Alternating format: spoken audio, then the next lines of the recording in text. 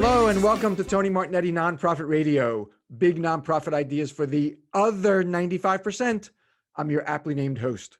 This is a special short episode of Nonprofit Radio, Coronavirus and Nonprofit Fundraising. Coronavirus needs no introduction. We're recording on Monday, March 23rd. Nonprofits are scrambling and struggling. The scrambling to adapt to workflow and personal upheavals will subside. The struggle will get worse. The need among those you help has increased and will become greater. Expenses of all sorts, from helping those in need to disinfecting offices to increased reliance on technology, are rising. At the same time, there's financial pressure on your donors in the face of firings, layoffs, and work reductions. As the individual donors, there's also financial pressure on your institutional funders. Is it wise for you to spend? Can you count on your donors when this is over, whether individual or institutional? Can you fundraise in the midst of the crisis? My guest is Paul Schervish, retired director of the Center on Wealth and Philanthropy at Boston College. We're sponsored by Wegner CPAs, guiding you beyond the numbers, wegnercpas.com. By Cougar Mountain Software. Denali Fund is their complete accounting solution made for nonprofits. Tony.ma/Cougar Mountain for a free 60-day trial. And by Turn 2 Communications, PR and content for nonprofits. Your story is their mission. Turn-2.co. It's a great pleasure to welcome back to the show Paul Schervish. He's professor emeritus at Boston College and retired director of their Center on Wealth and Philanthropy. He's the author of 7 books on giving and wealth.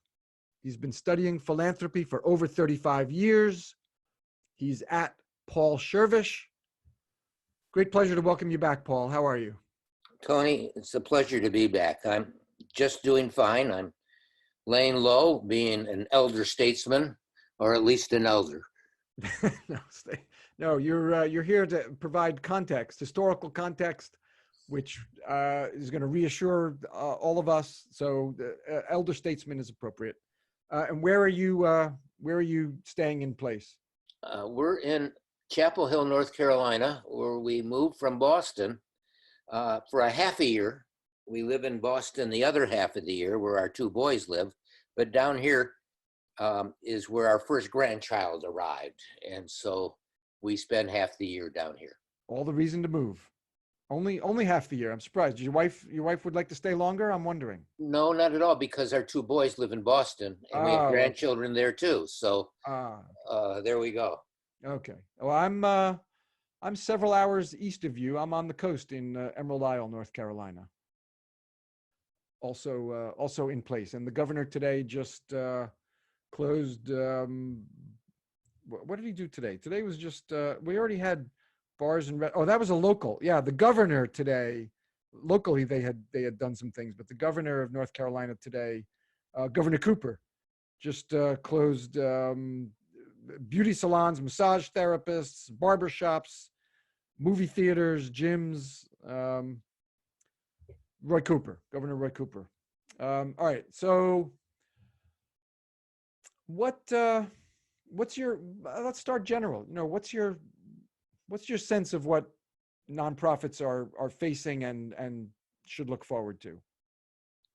Well, I hate to quote Rumsfeld, but what we're facing is those unknown unknowns that he talked about. Remember, he said there were known unknowns and there were unknown unknowns. I remember. And this is a biological event of an unprecedented nature, not in the extent that we haven't had major plagues in history. We can certainly trace back to the 2018 flu, 2019 flu. I mean, 1918 flu. Yeah. But this is unprecedented in that this is taking place in an age of dramatic globalization and interaction, coupled with the dramatic situation of biological and scientific progress. and potential insight. So right now, what we do know is that this spreads quickly. It has a death rate that we're starting to learn may not be as great as we had once feared. But what we don't know is its termination date and Yeah. how it will exhaust itself. And so anything we're going to talk about for charities contributing to their receiving money from their sponsors, or charities contributing to those that they support, or philanthropists contributing, we don't have a time frame for this like we might have had for recessions and so on. And even for 2011, 9/11, when we actually had an increase of giving within a year. So it's unlike that. And in the Great Recession of 2007, 2008, 2009, we had about a 5-year decline in charitable giving. It went up in some of those years, but the trajectory of charitable giving was down for about 5 years. If you looked at it as going up from the year 2000 to 2007, and if that had continued to grow, we would have had 350 billion more dollars given to charity from 2008 to 2013. Mhm. So we lost a year of charitable giving if the trajectory from 2007 had continued unabated. So Okay. that was a longer hiatus in charitable giving. We lost about a whole year's worth over those 5 years. The trajectory of charitable giving is always positive, though, the long-term trajectory. That's correct. Okay. That in itself is sort of grounding and reassuring. It always does come back. And I also think it's important to note that something that Patrick Rooney and Patrick from the Center on Philanthropy in Indiana, and I have talked about, is that even Giving USA is a low ball estimate. We think there's a lot more giving than what we can measure in a meaningful and in a sober manner. And this giving, of course, does not include all the informal giving that accelerates at this time, that people don't realize could be recorded as formal giving, or that people are giving and shouldn't be recorded as formal giving, and it isn't. So there's a lot of intra-family help at times like this that actually does make up for, quote unquote, the decline in formal giving. Oh, interesting. Yeah. So you're bringing in now family support, Yes, or just private support. I mean, it could be family, it could be friends. that's right. That's not recorded as you and I talk about nonprofit fundraising. That's right. Yeah. Yeah. All right. All right. So then, the nonprofit community has greater expenses, like I was saying in the intro, whether it's technology or disinfecting offices, or or of course greater need to those who we're serving, and that doesn't apply only to institutions, organizations that serve individuals, but culture is important. Yeah, theaters are closed now, but cultural institutions need to keep themselves going, whether that's a museum or a theater group. Okay, these are both closed now, but they're going to come back, and so the theater group, theater company needs to have a pipeline of directors and shows planned. The museum needs to think about curating for the future, and being open again. They will open again. So I'm not only thinking of individuals and bringing in arts groups and environment, of course. I mean, so the work has to continue, and in some cases there's a special greater need, but the upset causes greater expenses too. Where, like I said, possibly a reliance on technology, irrespective of what kind of mission. So in the face of these greater needs, whatever form they take, are we safe to be spending beyond what we anticipated, beyond what we budgeted? Well, the answer that I told my students over all the years, that is the first answer of wisdom, is that it depends. It depends on what kind of organization we're talking about. Depends on whether a hospital, depends on whether we're receiving as a nonprofit organization or as a public organization, state funds to keep going. Let's think of it as what we're hearing from the federal government, what we're hearing from state governments. There's two arenas. One is the people, the employees. And there's a certain amount of expenditure that charities are going to need to support their employees the way they want to support people in the community. It's hard to treat your employees more harshly than you want to treat your the people in the community. These are your family members, so to speak. Yeah. And so charities, first of all, have an obligation to, and we'll find, I think, happy response among funders for keeping employees engaged and hired.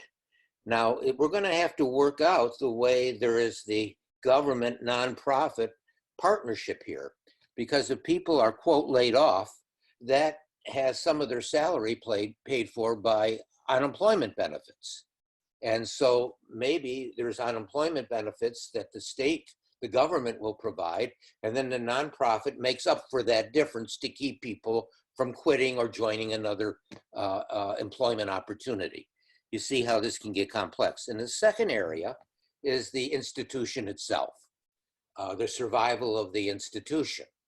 And just as the government is providing money for businesses to continue to exist so that there's places for employees after the troubles are over, the nonprofit sector has to keep going in a way that there's a place for the employees to be working and their jobs to be contributing to the community when the crisis is over, if there is a need for layoffs. And we can talk about what donors may think about, but let's just take one place to start. Let's start with organizations that have no endowment versus for those with a small endowment versus for those with a grand endowment, and what they can do. I think most universities are not laying people off, especially those with a great endowment. They have the tuition for the year. Even if they're tuition driven, they have the most of their revenue already in the coffers. They're going to continue to grant credits, and they're going to be able to keep their income stream alive, at least until the beginning of the next semester. So that's just one example of an organization that may not need a dramatic infusion of charitable dollars at this point. Yeah. And that takes us to the donor. The donor is going to have to be picking and choosing. Maybe one that has contributed a large amount over years to an educational institution might, for the next 6 months, shift that giving away from an organization that doesn't need the money as much immediately to an organization that is perceived to be much more in need immediately. Now, so historically, have we seen shifts like that? Have we measured that? Yes. When the Great Recession took place, 2008, 2009, we found, as I said, a decrease in charitable giving overall. But giving to social services was sustained much better. And after 9/11, one of the reasons why charitable giving didn't go down, it was before we had this kind of crisis fatigue, charity fatigue. 9/11 produced a lot of charitable giving, and it did it for the people that were in immediate loss, for their family life and way of making a living. And it did it for communities and for businesses that were caught in that trap. And so the money shifted in the Great Recession, and it also shifted for crisis relief at 9/11. Okay. Yeah. Now, so 9/11 is a bit of a different case because the funders, whether institutional or individual, were not enormously impacted the way we are all now impacted. A one-time shock, yes, rather than an indefinite period of time that affects the wealth of the donors directly. Right. And you're very correct about that. Yeah. So I don't want to discount 9/11 lessons. I'm not. No, you're not. That, You're not. But it's a very good point. In context, the Great Recession seems more of an apt analogy for that reason. If you ever want to know what's going to happen to philanthropy, you look at the income and wealth growth or declines. That far outstrips any tax effects that are written about all the time and the nonprofit sector worries about all the time. We had a natural experiment after the Great Recession. There was no change in the tax laws that took place for those 5 or 6 years, except a tiny bit in the marginal tax rate for capital gains, but that was not that important. Okay. And so without any tax change, we saw a dramatic decrease in charitable giving due to the decrease in wealth and in income. And the income effect and the wealth effect far outstrip any of these tax effects that the charities are always bemoaning. Whenever they hear that there might be a decrease in taxes, they feel that the discount rate for donors is going down and they're going to give less. Well, in the past, that may have been the case, but today wealth is growing normally so greatly that it far outstrips any effect that the tax rates have. All right. Now, people don't feel so wealthy right now. That's right. And that's why that's very important now. And they don't know for how long they're not going to feel so wealthy. Or be so wealthy. Yeah. Trillions, I was referring of to dollars have been lost in the stock market. Right. Over 1/3 of the value of the stock market has been lost. Yeah, you're right. I'm thinking of the perception. You're grounding in the reality, but they're both, the reality creates the perception. It's just a question of how long after the reality improves, does the perception linger? But right now we're in the midst of the reality. The reality and the perception are equal now. We've lost a lot of wealth, a couple $1 trillion. People are concerned about their jobs, whether the jobs will continue or just be reduced, where working hours be reduced, so income's reduced. So people are not feeling wealthy. Well, I want to commend you for that insight about the sensibility of it, and not in addition to the objective reality, because our own research has shown that over a period of time, the very wealthy have an objective view of their financial security, but also a subjective one. And the lower the subjective view, no matter what their objective circumstance is, the less they give to charity. And it is also true for people who are not wealthy, for whom income studies have been done. And when people feel that their incomes are going to rise over the next few years, they will give more to charity than those who feel that they're not going to be rising. So it is, even without the objective circumstance, your note about the sensitivity is very important, and that does linger, just as you suggested. Well, I've talked to a lot of experts. I'm trainable. I've heard this a few times, so I'm trainable. All right. So what does that mean for fundraising? Look, I don't mean this week or this month, even still March, but what does it mean for fundraising to help counter some of these increased expenses in, let's say, April, May, June? Do we have to just wait and see how people feel, or can we go out and test our constituents for fundraising messages? I think that what we have to do is have a fundraising message that's functional. Are we disappearing, and are my workers disappearing, or are we going to be able to survive? Now, there's two sides of this when we talk about a arts organization, a museum, or theater. They have funding by fundraising, but they also have revenue from attendance. And so those that are losing revenue by attendance from lack of attendance are going to be suffering more than those that are just able to keep their revenue alive. For instance, hospitals will be able to keep their revenue alive over this period of time, while arts groups may not be able to.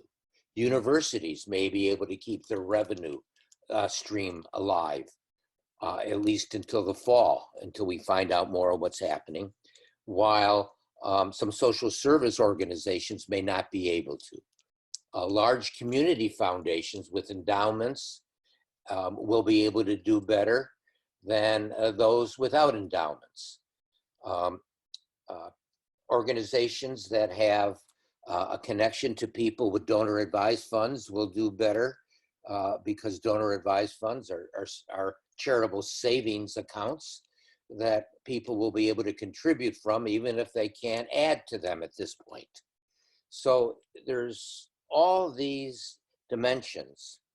But what I would advise charities to do is to be very honest about two things: their employees and their beneficiaries. Are their beneficiaries being taken care of without them at this point, and they can cut back on those services? Or are those services remaining the same, or are they increasing? Their employees. Are their employees going to be able to, because of their revenue stream, mainly continue to be employed? Supermarkets, food banks, perhaps, and so on, because they're being supported by the community or by government. Places where school systems are continue to provide the breakfast and lunch programs. They're different from communities that are dropping those programs and need private funding for them. You follow all of this, and I hope our listeners are. So what I would do if I were a donor is I would look to a charity and how honest it is to be about its two major instrumental needs: its beneficiaries and those programs on the one hand, and the second instrumental need, its employees. And I would see what needs to be done about that. And you know what's happening out there is that some donors are actually contacting charities and saying, what do you need? I know one family that contributes to an inner city school in Detroit. And we were talking with them, and what they did is they found out that that inner city grade school is using the Chromebooks that family has contributed to grades 5 through 8. And they asked, do you need more Chromebooks for your youngsters that the parents can use with the kids? The answer came back, not yet, but we may. But that was something that the donor asked about a specific thing that was specifically needed for continuing education for the lowest grades in the school, the way they're continuing education for the middle school and up. So those things are happening. Yeah. So right, that's the individual, the donor reaching out to the charity. Maybe can we say, I don't know, there's value in keeping in touch with your major donors, your board members, even if this is not the time to be asking them to give, but explaining what the needs are. Like that in that example, we don't need Chromebooks now, but maybe in the future. We're stable now, but 6 weeks from now, we the needs may be XYZ. So Yes, that's brilliant. communicating, Yeah. not asking, but communicating the needs, sort of like you would do with a friend or a family member. Now I'm okay right now, but 6 weeks from now, I might need some help. And I'll Those be in touch. that And kind I'll of be in touch. messaging. Yeah. That kind Can of we call messaging. you? Yes. Yeah. And I think that's a great see, sometimes donors feel um, neglected by not being asked. Yeah. Isn't that a Yeah. strange thing? I know. That's one of the major things I call the new physics of philanthropy. That instead of donors having to be approached and squeezed, donors are looking for a good opportunity to give. And especially if you're already giving to an organization, they value you. And the approach you just mentioned is a very good one to pursue. Same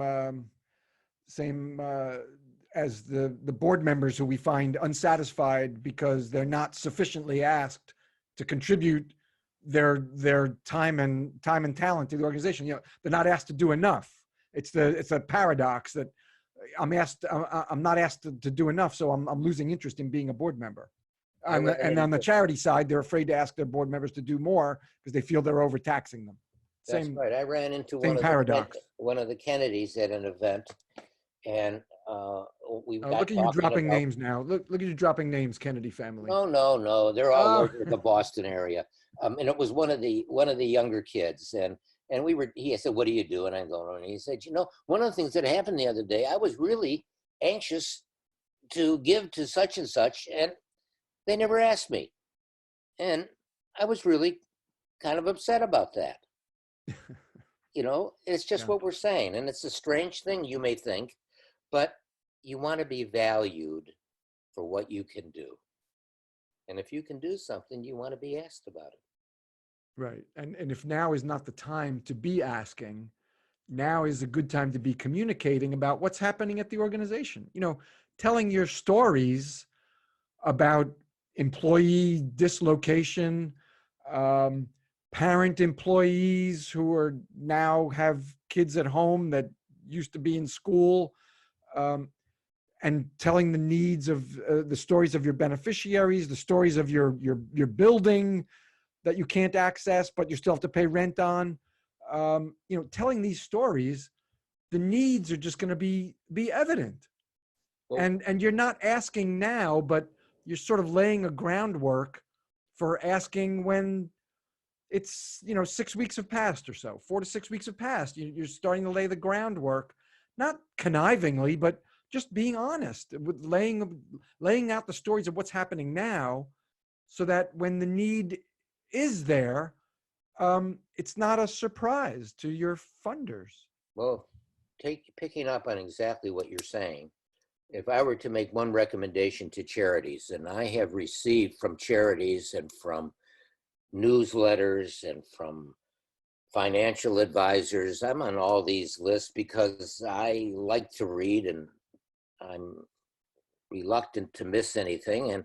And most of them are telling us about the COVID virus and what's going to happen, and wash your hands, and we don't know exactly what's going to happen. But it's time for the charities to start sending letters to their donors about themselves and their beneficiaries, where we may not be in need right now, but here's what's happening to us. I would be interested to learn from some charities what's happening to us.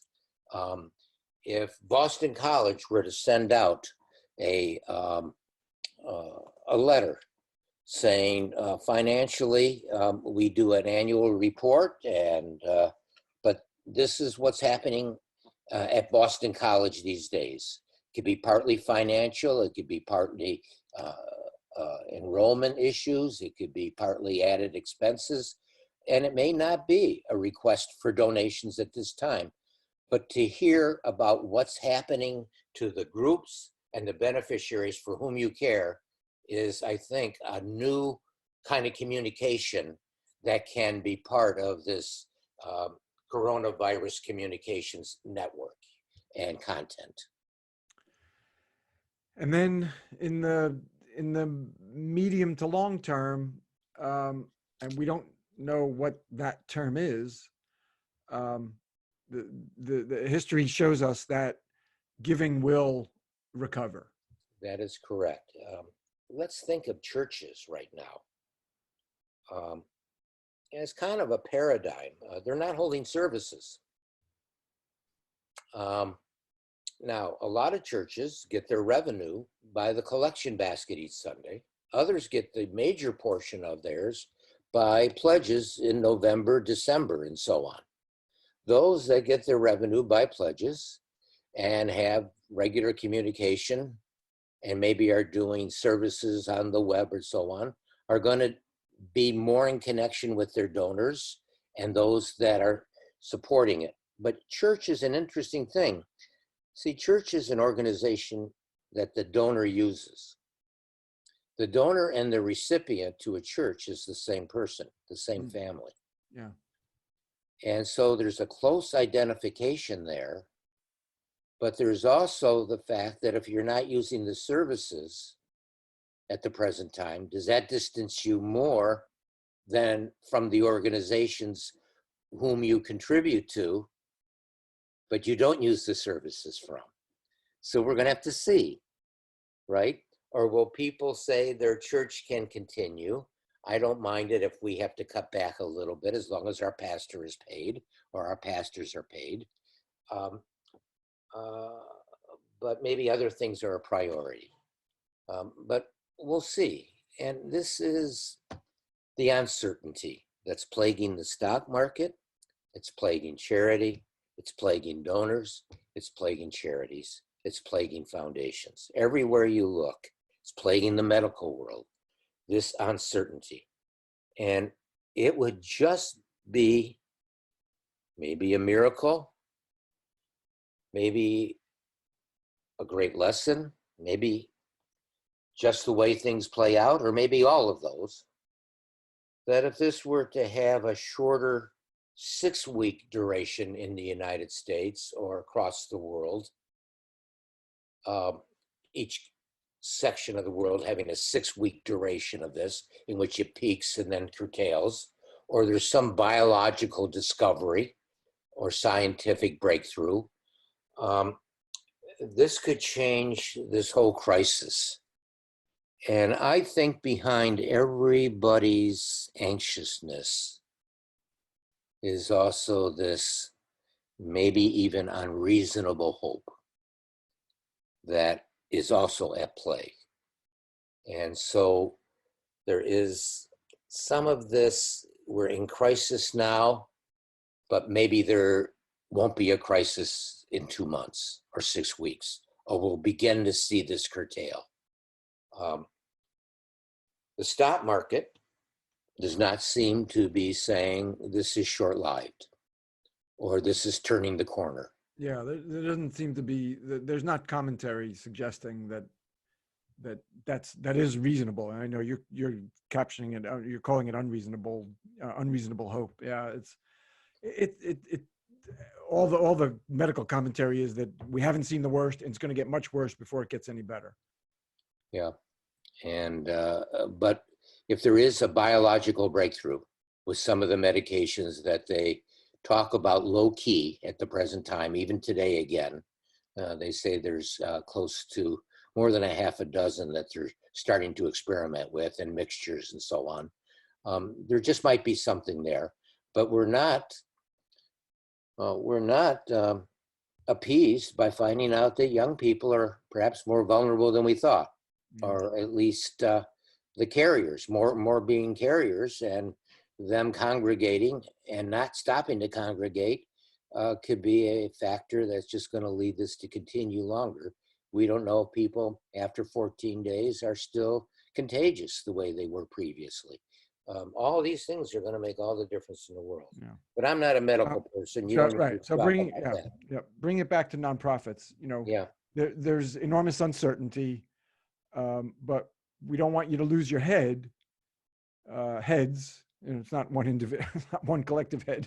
We don't want you to lose your heads. We don't want you to lose your humanity.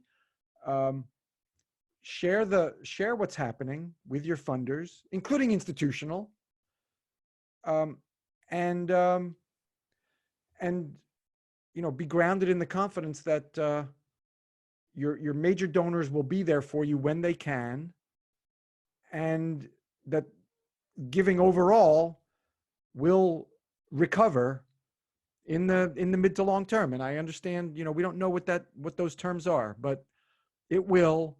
So, But I do think there's go about your work in a in a thoughtful uh in a thoughtful way, even with even with uncertainty. now there's 4 areas that, while hindered and lessened by the drops in the stock market, remain good potential sources of giving. Let's start with donor advised funds. Most people in their donor advised funds have their investments invested in various kinds of stock funds, mutual funds. But that doesn't mean that they've been emptied out, and you can give from them. A second source that charities ought to be asking and reminding people about is the required minimum distributions. Right, the IRA. Yeah. That's right. And that money has to be taken out this year, no matter what's happening in the stock market. You got to take out what they designated from last January 1st, right, is the amount. And if you are above a certain amount of wealth, that $100,000 that you can contribute, that limit from your RMD, is not much to you and can really be activated for large numbers of people that are pretty wealthy or higher affluent. And the charities can educate about that. They can also put on their websites buttons that are now being developed to contribute from RMDs and to contribute from donor advised funds. There's companies. So before we go to 3 and 4, where can you name any place where you're seeing these buttons? I can't. All I know is that I've seen in the past discussions about them and advertisements for them. I don't think it would be hard for any charity to say, how do I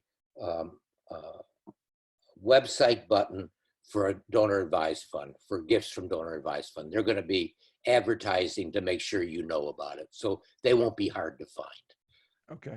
Okay. What's number 3?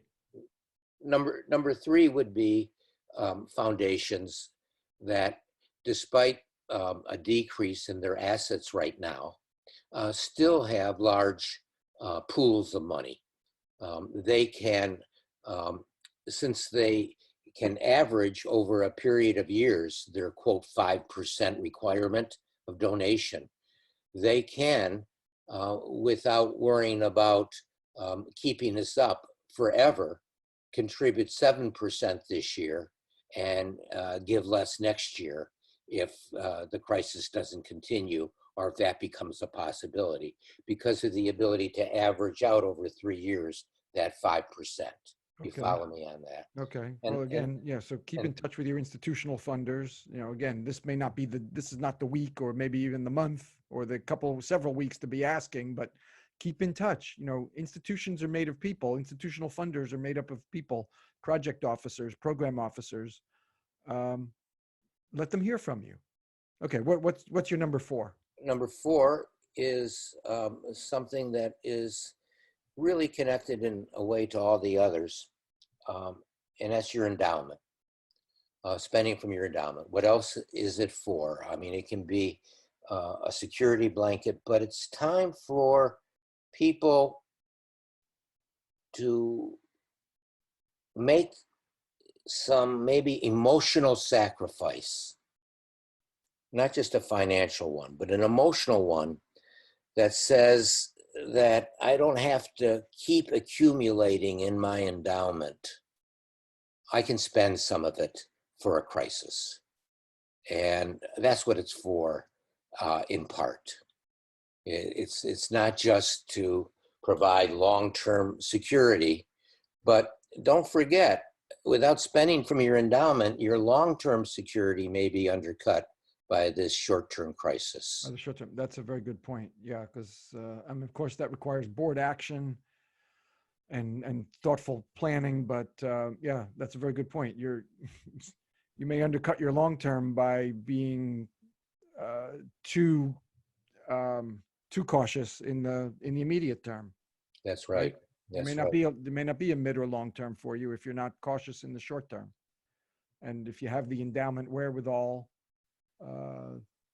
that's worth looking at too. And of course, that's not a bad message to your donors, that you're willing to put, quote, your money on the line as well. Yeah, we're not just asking for you, right? But we're dipping into our own long-term savings. Your gifts that have grown and have made us a good institution, and we're going to come out of this a great institution. And a footnote for organizations that don't have an endowment: when we're through this, endowment growth or endowment creation is something for you to make a priority.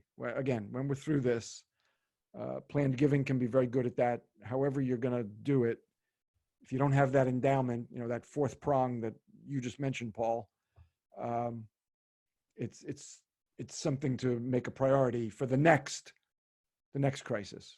And you will say that's why we're raising it, and then people will understand it at this point. And especially after this, right? Yeah. All right.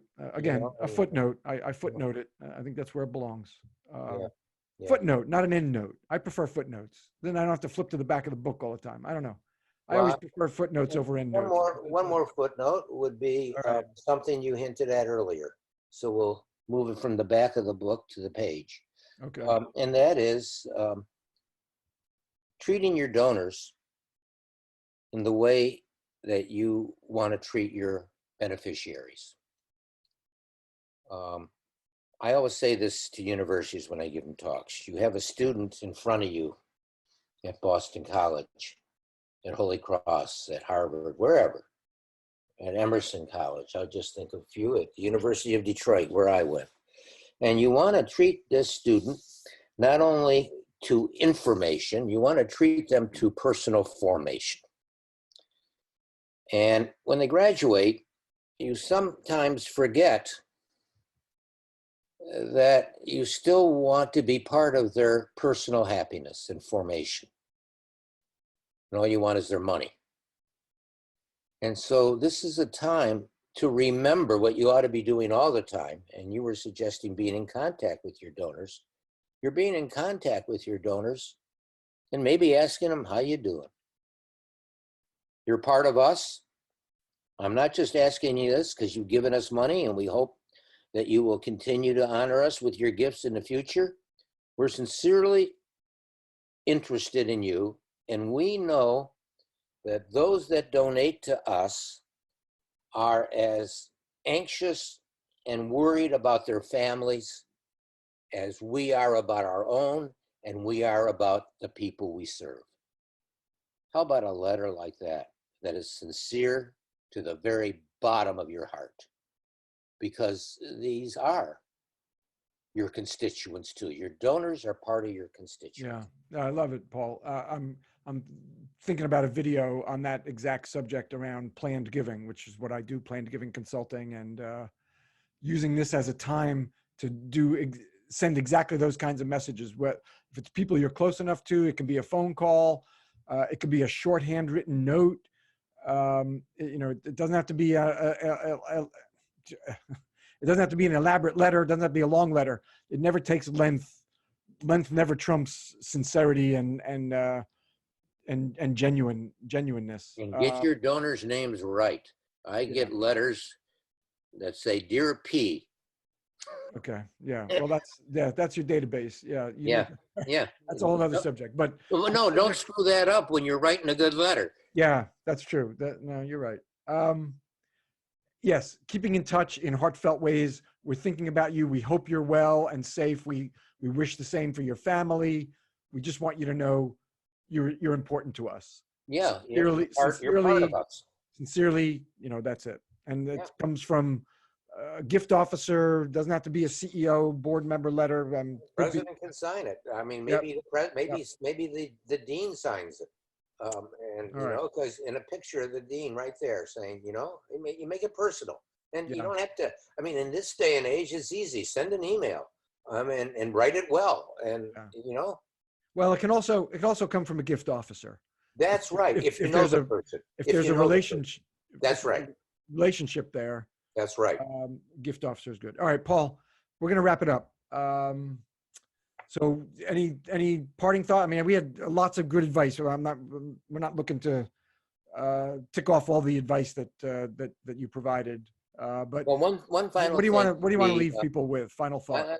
don't do too much mission drift. If you were doing arts funding, you might want to stick with that at this time. You know, both as a donor and as a foundation.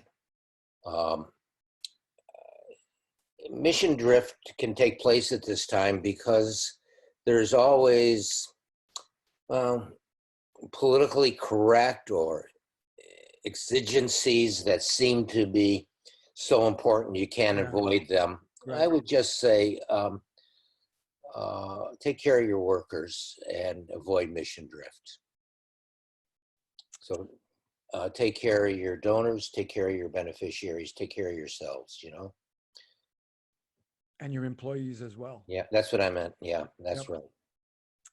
Paul Schervish, Professor Emeritus at Boston College, retired director of their Center on Wealth and Philanthropy. You'll find him at Paul Schervish, SCHERVISH. Paul, thank you very much for sharing. Elder statesman, thank you very much. Tony, my pleasure. Good job.